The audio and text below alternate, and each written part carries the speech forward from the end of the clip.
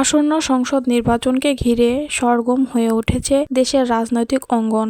নির্বাচনে অংশগ্রহণকারী দলগুলো তাদের প্রার্থীদের নিয়ে ভোটের প্রচারে ব্যস্ত। এক্ষেত্রে বিপরীত অবস্থানে অরাজনৈতিক বৃহত্তম ধর্মীয় সংগঠন হেফাজতে ইসলাম। সংগঠনটির বহু নেতা সংশ্লিষ্ট বিভিন্ন রাজনৈতিক দল ও জোটের পক্ষে নির্বাচনের প্রার্থী হওয়ায় তাদের অনুসারীরাও স্ব দলের পক্ষেই কাজ করছেন। আবার প্রার্থী না হলেও হেফাজতে আমির মহাসচিব অনেকেই এক পক্ষ বিপক্ষ প্রকাশ্য অবস্থান নিয়েছেন। কেউ কেউ আবার তাদের অপছন্দের দল বা জোটের বিরোধিতা করছেন। সব মিলিয়ে আসন্ন নির্বাচন ইস্যুতে অন্তত 4 ধারায় বিভক্ত হয়ে পড়েছেন দেশের আলোচিত এই সংগঠনের নেতাকর্মীরা। কওমি অঙ্গনে এই দ্বিধা বিভক্ত অবস্থান নিয়ে সংশ্লিষ্ট মহলে বেশ অস্বস্তি ও জটিলতা দেখা দিচ্ছে বলে জানা গেছে। মতে দেশের ইসলাম বিরোধী কর্মকাণ্ডের বিরুদ্ধে স্বেচ্ছায় থাকার লক্ষ্যে কওমি মাদ্রাসা শিক্ষকদের নিয়ে 2010 সালে গঠিত হয় জামায়াতে ইসলাম বাংলাদেশ।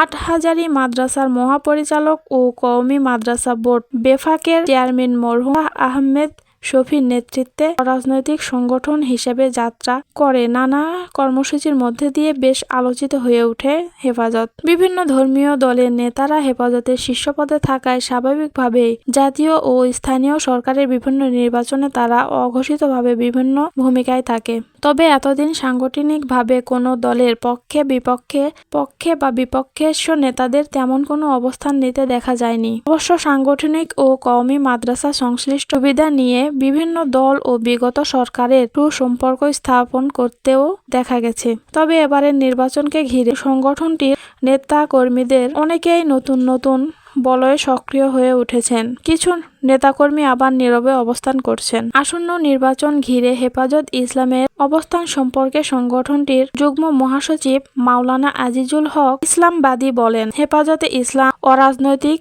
সংগঠন হওয়ায় আমরা নির্বাচনের কোনো প্রত্যয় নেই। তবে প্রত্যেকে তাদের নাগরিক অধিকার হিসেবে দেশ ও জাতির কল্যাণে পছন্দের প্রার্থীকে ভোট দেওয়ার অধিকার রাখেন। হেফাজতের আমির মাওলানা মুহিবুল্লাহ বাবুনগরী ও মহাসচিব মাওলানা সাজিদুর রহমান সহ অনেক নেতারা জামায়াত বিরোধী অবস্থান এবং বিতর্কিত বক্তব্য সম্পর্কে জানতে চাইলে আজিজুল হক ইসলামী বলেন, তারা কোনো রাজনীতিতে জড়িত নয়। জাতির অভিভাবক ও দেশের আলেম সমাজের মুরব্বী হিসেবে তারা বিভিন্ন বক্তব্য দিয়ে থাকেন। শীর্ষ আলেমেরা একই মত পোষণ করেন। সূত্রমতে হেফাজতে ইসলামের গঠনতন্ত্র প্রস্তুত করা হলেও তা সংশোধনের জন্য এখনো চূড়ান্ত করা হয়নি। তবে সংগঠনটির নীতি অনুযায়ী হেফাজতের কোনো রাজনৈতিক দলের পক্ষে অবস্থান নেওয়ার সুযোগ নেই। বিগত জাতীয় ও স্থানীয় নির্বাচনগুলোতে হেফাজতের পক্ষ থেকে কোনো প্রার্থী দেওয়া বা প্রচারের কাজে জড়িত ছিল না। তবে বিভিন্ন আহ্বানমূলক বা দিক নির্দেশনা দেন শীর্ষ নেতারা। 2013 সালের 5 মে শাপলা চত্বরে পতিত আওয়ামী লীগ সরকারের হেফাজত সমাবেশে বর্বর হত্যাকাণ্ডের পর বেশ বিপাকে পড়েন সংগঠনটির নেতাকর্মীরা। নানাভাবে সংগঠনটিকে নিয়ন্ত্রণের চেষ্টা চালায় স্বৈরাচার সরকার। তবে এই হামলার ঘটনা সারা দেশ হেফাজত নেতাকর্মীদের মাঝে ক্ষোভ ছড়িয়ে পড়ে। এক পর্যায়ে তাদের কবজায় রাখতে 2014 সালের জাতীয় নির্বাচনে হেফাজত থেকে প্রার্থী দেওয়া এবং মন্ত্রী এমপি বানানোর প্রলোভন দেখানো হয়। তবে শেষ পর্যন্ত তাতে সাড়া না দিয়ে বরং আওয়ামী লীগ বিরোধী শক্ত অবস্থানে ছিলেন হেফাজত নেতাকর্মী।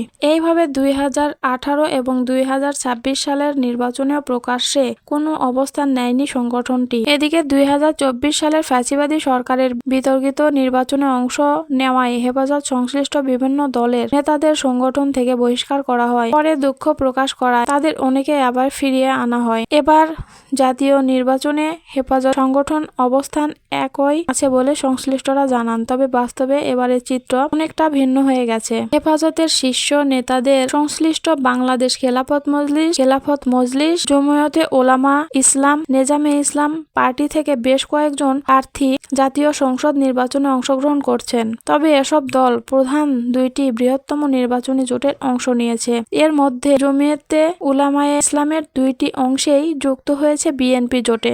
এদের মধ্যে হেফাজতের ঢাকা মহানগরী সভাপতি ও সিনিয়র যুগ্ম মহাসচিব মাওলানা জুনায়েদ আল হাবিবি ও যুগ্ম মহাসচিব মাওলানা মঞ্জুরুল আনোয়ারুল ইসলাম আফেন্দি অন্যতম। তাদের অনুসারী হেফাজত সংশ্লিষ্টরা সারা দেশের নেতাকর্মীরা তাই বিএনপি জোটের পক্ষে অবস্থান নিয়েছে। অন্যদিকে বাংলাদেশ খেলাফত মজলিস ও নিজামে ইসলাম পার্টি যুক্ত হয়েছে জামায়াত ইসলামীর নির্বাচনী জোটে। এদের মধ্যে হেফাজতের নায়েব আমির ও খেলাফতের মজলিসের মহাসচিব ডক্টর আহমেদ আবুল কাদের, যুগ্ম মহাসচিব ও ঢাকা মহানগরের সেক্রেটারি এবং বাংলাদেশ খেলাফত মজলিসের আমির মাওলানা মামুনুল হক অন্যতম। তাদের অনুসারীদের সবাই জামায়াত জোটের পক্ষে। তবে হেফাজত আমির ও মহাসচিব শীর্ষ নেতাদের অনেকে কোনো দলে যুক্ত না থাকায় সরাসরি নির্বাচনী কর্মকাণ্ডে যুক্ত নেই। তবে তারা মূলত জামায়াতে ইসলামীর বিরোধিতা ও সমালোচনায় সরব আছেন। তাদের অনুসারীদের অনেকেই একই অবস্থানে আছে। সম্প্রতি বিভিন্ন সমাবেশে হেফাজতে আমির মাওলানা মুহিবুল্লাহ বাবুনগর জামায়াত কোনো ইসলামী দল নয়, জামায়াতকে ভোট না দেওয়ার আহ্বান দিয়ে বক্তব্য দিয়ে বেশ বিতর্ক ছড়িয়ে দেন। অবশ্য এসব বক্তব্যকে হেফাজতে আমিরের ব্যক্তিগত বক্তব্য বলে দাবি করেন সংগঠনটির নেতারা। তবে জামাতের পক্ষ থেকে হেফাজত আমিরের বক্তব্যের নিন্দা ও প্রতিবাদ জানানো হয়।